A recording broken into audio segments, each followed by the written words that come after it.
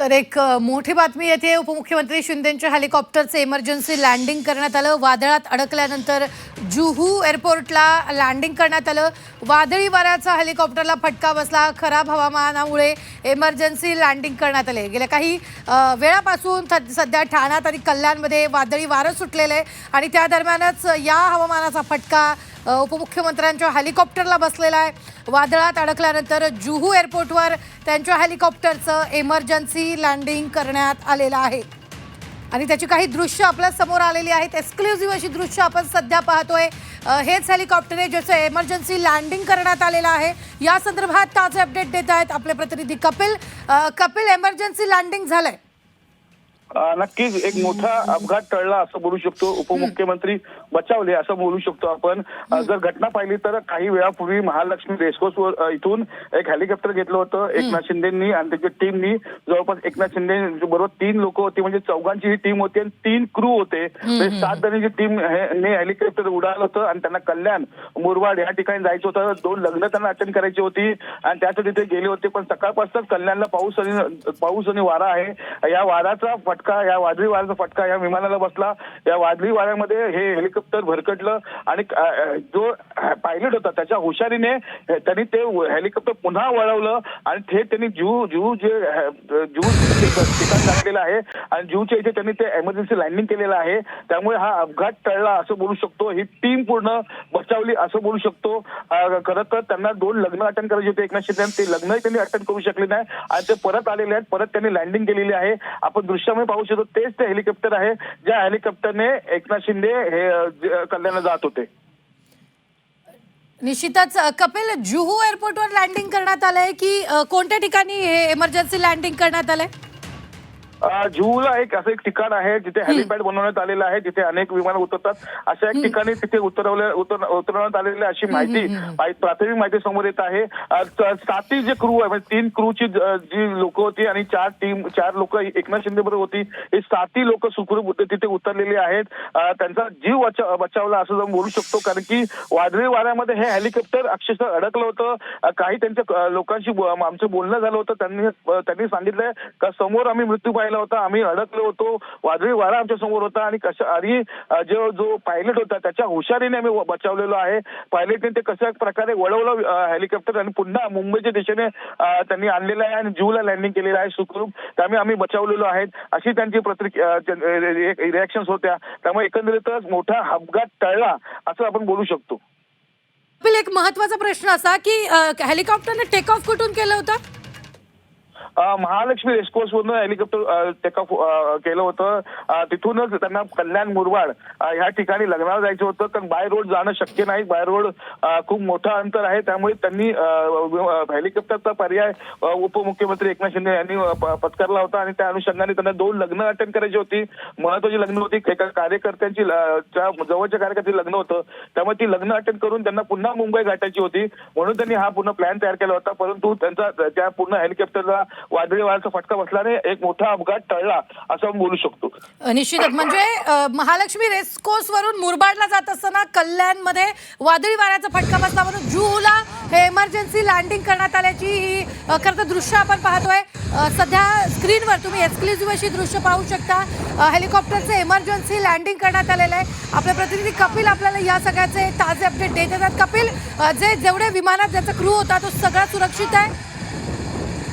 आपण पाहिलं तर उपमुख्यमंत्री एकनाथ शिंदे यांचे पीए असतील प्रभाकर, त्यांचे मेन पीआरओ आहेत विनायक पातोळकर आणि त्यांचे एक ओएसडी आहेत, असं त्यांचं पूर्ण टीम होती एकनाथ शिंदेची आणि त्याच्याबरोबर विमानाचे 3 क्रू होते। म्हणजे एकंदरीत 7 लोक या हेलिकॉप्टर्स मध्ये होती आणि ती महालक्ष्मीवरून उडाले होते आणि थेट ते आता कल्याण आणि मुरबाडला पोहोचणार होते, परंतु वादळी वाऱ्यामध्ये ते पोहोचू शकले नाही। त्यांनी ते लग्न अटेंड केले नाही आणि ते परतलेले आहेत सुखरूप। जुहूला त्यांनी लँडिंग केलेली आहे। खरं तर पायलटची हुशारी इथे बघावी लागेल। पायलटच्या हुशारीने त्यांनी त्या पूर्ण वादळी वाऱ्यातनं सुखरूप विमान बाहेर काढलेलं आहे, युटर्न केलेला आहे आणि पुन्हा मुंबईच्या दिशेने तो वळाला आणि जुहूला त्यांनी लँडिंग केलेलं आहे। आता हे 7 जण सुखरूप आहेत आणि ते विमानातून उतरलेले आहेत। निश्चित, धन्यवाद कपिल ताजे अपडेट देण्यासाठी। मात्र ही मोठी बातमी आपण आताच्या क्षणाची पाहतोय। महालक्ष्मी रेसकोर्स वरून हेलिकॉप्टरनं टेक ऑफ केलेलं होतं, मात्र मुरबाडला जात असतानाच कल्याणमधल्या वादळी वाऱ्याचा फटका उपमुख्यमंत्री एकनाथ शिंदेच्या हेलिकॉप्टरला बसला आणि तातडीनं हेलिकॉप्टरचं इमर्जन्सी लँडिंग जुहू एअरपोर्टला करण्यात आलेलं आहे. महालक्ष्मीकडून मुरबाडकडे जात असताना ही घटना घडली आणि सगळे सुरक्षित असल्याची सुद्धा माहिती मिळते. वादात हे हेलिकॉप्टर अडकलं आणि वादळात हे हेलिकॉप्टर अडकलेलं होतं. मात्र वादळ मोठ्या प्रमाणात सध्या कल्याण आणि ठाणेमध्ये सुटला असं सुद्धा कळतंय. मोठ्या प्रमाणात हवा तिथे सुटलेली आहे आणि वादळ सुरू असतानाच हे हेलिकॉप्टरनं इमर्जन्सी लँडिंग केलं जुहू एअरपोर्टला. ही दोन्ही दृश्य आपण सध्या पाहतोय. एकीकडे हे वादळ पाहतोय तर दुसरीकडे इमर्जन्सी लँडिंग करण्यात आल्याचं सुद्धा आपण पाहतो आहोत. ही दोन्ही दृश्य अत्यंत महत्त्वाची सध्या स्क्रीनवर. उपमुख्यमंत्री एकनाथ शिंदे मुरबाडला एका कार्यक्रमासाठी जात असतानाच ही इमर्जन्सी लँडिंग करण्यात आलेली आहे.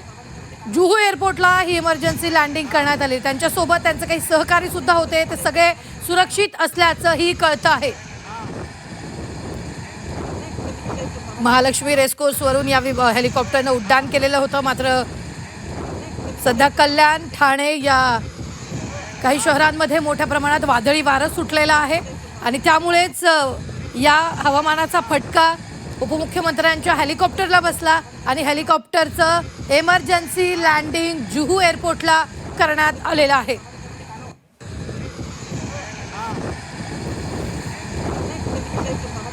मोठी बातमी आपण आताच्या क्षणाची पाहतोय.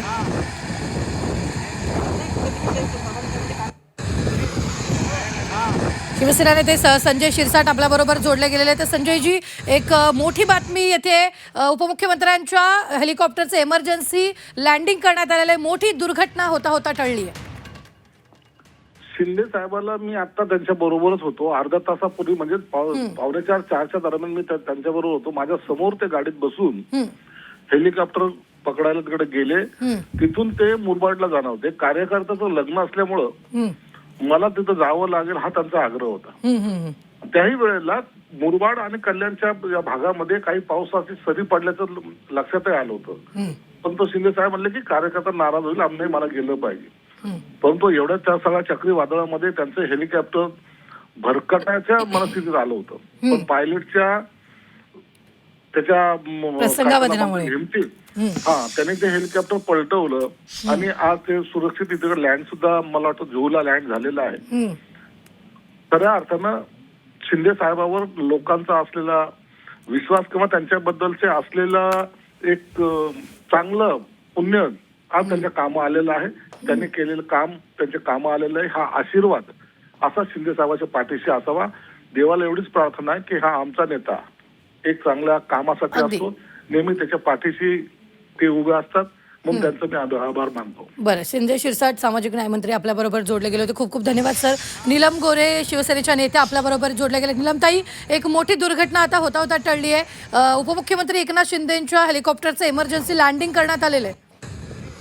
नाही, तुमच्याकडूनच ही बातमी वाहिन्यांवरून कळली आहे. क्षणभर अगदी असं इतकं धक्का बसला की काही सुचेच ना.